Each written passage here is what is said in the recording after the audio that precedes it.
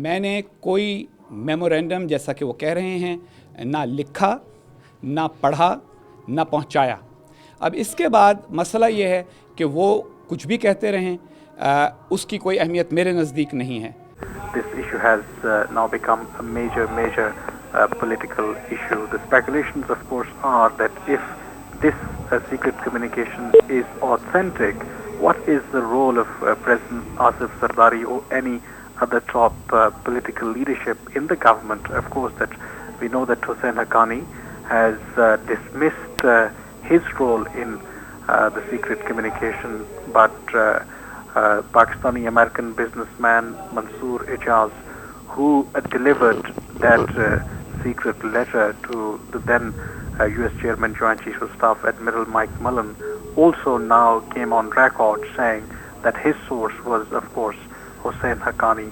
So keeping that in view, this situation is really becoming very interesting, and as you know that Haqqani has already been summoned back to Islamabad, and he has indicated that he may arrive back later this week. But of course, that there are also speculations that he may not visit altogether because he has to face a lot of questioning from the government, also from the military establishment, and at the same time, of course, that there are flurry of meetings taking place in the presidency.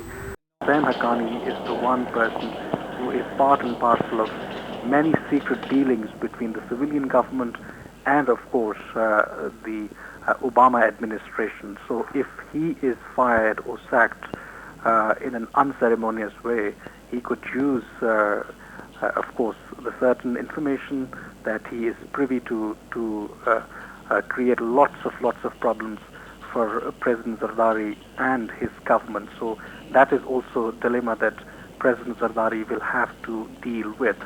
And of course, that the military would want that they have their man sitting in Washington, and of course, that the obvious name that right now circulating in the media, the current Foreign Secretary Salman Bashir, whose tenure is going to end by March this year. So he is being tipped as the next Pakistan's ambassador to the U.S. But of course, that we don't know yet how President Zardari would react to this situation and how things evolve in coming days and weeks.